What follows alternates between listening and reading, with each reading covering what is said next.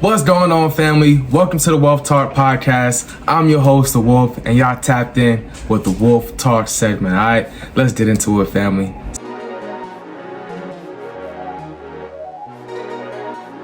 So before we start off our episode, we have to give y'all a disclaimer. Now, I am not a financial advisor. Everything we say, please do your own research on it. This is not financial advice. So when you do hear something, do your own research. And before you make an investment, do your research one more time to make sure that you're making the right investment, family. Okay, let's get into it. So let's start off with our money mindset moment. And for today, that money mindset moment is for every dollar that I spend, it returns to me multiplied. Okay, family, I'm going to say that one more time. Every dollar I spend returns to me multiplied. Okay, family, that's how we're going to pop off this episode. Now let's get into some of these cryptos, family. Now, Bitcoin is running, okay? That's all I have to say about it. Bitcoin is running, family. If you haven't been on the play since the beginning of this year, you know, it's tough, but it is what it is, you know? The best way to probably get back into Bitcoin is if you wait for a pullback. But as of now, you know, Bitcoin is on the rise, and it's definitely a little risky to try to start trading or investing in Bitcoin right now. Now, long-term wise, I'm not saying that's not the case, but at least short-term, it could be really risky to get into Bitcoin right now. Now, the Bitcoin halving is something that's coming up in late April. If you know the exact date, please drop it down in the comments below. So the Bitcoin halving it's an event to where the miners that mine Bitcoin, they actually can't mine as much Bitcoin as they used to anymore.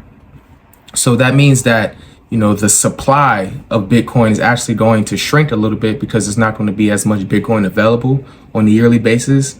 And as long as that demand stays up, you know, supply and demand, as long as that demand stays up, there's going to be a lot of buying pressure on Bitcoin. And, you know, those bulls should eventually take over if the Bitcoin halving does play a positive role in where Bitcoin could be headed.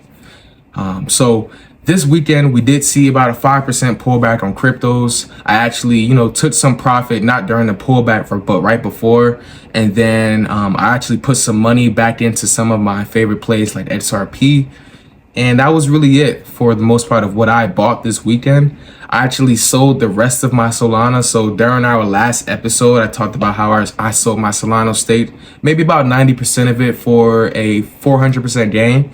It was actually a 500% gain. And then I just sold the rest of it this weekend for over a 700% gain, family. Yes, that's how crazy these cryptos have been moving lately. And Solana is like the arch enemy of Ethereum. You know, it's one of their, you know, top competitors. So Solana is definitely a stock that I was very interested into. I got in it at $23 a share, $23 a coin. Ended up selling a majority of it at around $134 a coin. So definitely, you know, a great flip to have. And that just gets me to my next point. And since we're trying to stay away from losing money on crypto just because of how high it's going up, I actually want us to have the same mindset when it comes to these AI stocks. Yes, we're getting into stocks now. And one of those stocks is NVIDIA. So NVIDIA is the top dog when it comes to AI, obviously. You know, they made a lot of money this year. They hit $1 trillion market cap, and it's kind of giving me the same vibes as the .com boom. Now, I'm not that old. I wasn't around trading during the .com boom, but I did do some of my research on it to see what was similar to how things are trading now. And one thing that popped up to me that was very interesting was Cisco, family. Now, for those of you who don't know, about 24 years ago, in 2000, Cisco was the most valuable company in the world. They had a market cap of $500 billion, family. And what Cisco was actually doing during that time, they were working with like the routers and the internet systems, you know, some of the hardware that helps you connect to the internet. They were the top dogs in that. And they were the most valuable company in the world at that time. Now, that boom was a bubble. For those of you who don't know, when the market keeps going up and there's like no reason behind it, everybody's just buying up everything, they call that a bubble. Eventually, what happens to a bubble? It pops. And when it pops, we lose a lot of money. And if you're on the, you know, the bullish side and a bubble pops, you can end up losing a lot of money. So with Cisco, It fell over 70% by April, all right? And almost by 90% when it got to October. Now, Cisco stock lost over 90% of its value in less than a year, family. And it was the most valuable company in the world. They thought it had the best use case due to what was going on during that time, which was the internet. Who's to say right now isn't different? Okay, check me out.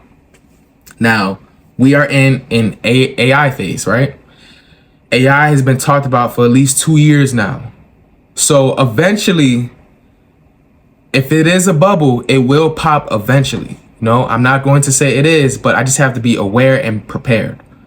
Now, if Nvidia ends up losing 90% of its value, I'm not sure of the exact price of the stock, but family, I'm pretty sure it's way lower than where it's at right now. And if you're even thinking about touching Nvidia right now for a long-term buy on the stock, definitely be prepared for a big pullback, not a small, decent pullback. Be prepared for a big pullback, because you have to think about it. A lot of the hedge funds and institutions out there, what they're doing is they want to take profit. They're making sure that, you know, by the end of the year, they can return some returns back to their investors. Now, who's to say people won't do that this year? Nvidia has only been going up for, you know, this year, really, at least the main majority of it, not this year, last year, 2023. And a lot of these investors, a lot of these hedge funds, a lot of the algorithms out there, the trading algorithms, most of the time they all move the same exact way, family. So be prepared to where if you see a little bit of selling pressure and it starts following with more selling pressure, get out. All right, that's the simplest way I could put it. No, don't say, hey, it's going to come back up. You know, I can make it. Once you have that number to where if you're down 30, 40, 50% and you get out, you have to be disciplined with that number and do not stay away from it, because that's how you lose a lot of money, family. I'm not trying to scare none of you. I just want to make you aware, because we are technically in a bubble if we compare to where we're at right now compared to 2000. So just be ready for anything that pulls back. I would like for you guys to have money on the sidelines so you can be able to buy some of these plays when they pull back. I want you to have money prepared to buy some of your favorite companies, because at the end of the day, that's what it's about. It's about investing and buying companies that make sense. All right. Let's not buy into stuff because we heard someone else buying it and that they're making money off of it. All right, let's really trade and invest the real way. So that's my little spill about Nvidia. Hoping that, you know, people could really be smart with this and not lose a lot of money, because at the end of the day, we all like to follow each other. We'll follow each other off of a cliff sometimes, because we don't realize what's ahead of the cliff. We just think we're just walking. But no, one person left off the cliff and you're just following them because you're not doing your own research. So let's do our own research, family. Be aware of what's going on. Stay away from some of those AI meme stocks, because that's the quickest way to start losing money, especially during a bullish cycle. All right. So next things up is Reddit, family. The Reddit IPO. Yes, Reddit is going public on the stock market. It looks like their stock ticker is going to be RDDT. They're going to go public at a price range of $31 to $34 a share. And it looks like they're going public on March 21st, 2024. So that's actually 3 days from now, which is wow. So that's very quick come.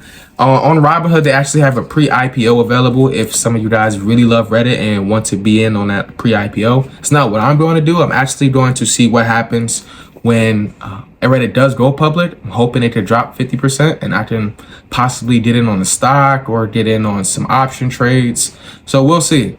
And I'm talking option trades. I know I haven't spoke about that yet. Maybe in my next segment, I'll talk more about option trading, but it's just another way for me to invest into stocks without putting so much capital out there. I don't have to buy the stock full up, but I can only own it for a certain amount of time. But the thing is, I can make way more money. So I know a lot of you like, whoa, that's a lot you just said right there. Yes, it's called options trading. I can talk about it more in our next segment. All right, family. I'll make sure that I get y'all that information. Don't worry.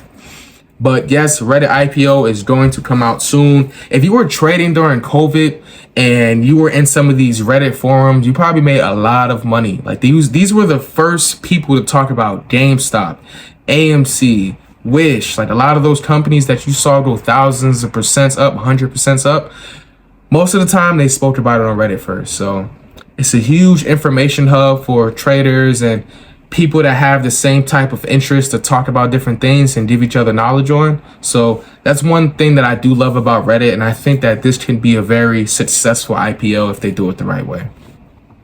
All right, so last thing is TikTok, family. If you haven't noticed, or if you didn't see, TikTok is going through a battle right now with the US government, and they're not playing around with TikTok no more. It's been almost about 2 to 3 years since this battle has been going on. So it says that the House of Representatives advanced a controversial bill on Wednesday to give China's ByteDance, that's the company that owns TikTok, ByteDance.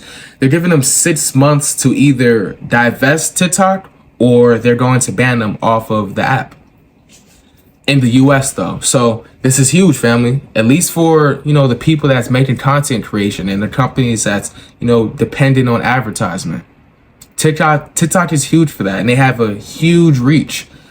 So as a content creator, because this is what I do as well, I think it's important that we start getting familiar with some of the social media platforms out there, like Instagram, like TikTok, like Twitter, like YouTube, because a lot of those companies are going to get a huge inflow of people if TikTok ends up getting banned. So it's important that we prepare for that just in case that ends up happening, family. All right. Now, for the investors and traders out there, an opportunity can come from this. Now, there's companies like Google who owns YouTube. A lot of money could come from companies and advertisements if TikTok gets banned. They have to put those advertisements back somewhere else. Like, they can't just slow down on advertising. That's one thing that these companies are not going to do. In order for them to keep it up, they have to put their money somewhere else. That's going to be YouTube, which Google owns, or that's going to be Instagram, in which Facebook owns. And it can also go to Facebook as well. So a lot of money could be made there as well. So for all my traders and investors out there, those companies could become an opportunity if TikTok ends up getting banned. All right. It's not financial advice. Please do your own research. All right, family. So that's really it for this episode. I hope y'all enjoyed it. If you did, please hit the like button for me. If you didn't, please let me know what you think we can do better on this channel. That's what it's all about. We're just about getting better. And if this is your first time on this channel, hit that subscribe button, share with some of the people that you know so we can keep everybody informed on some of the stuff that we're talking about here, family. It's not about being smart. It's about staying curious. All right, family. It's the Wolf. I hope to see y'all in the next one. My day.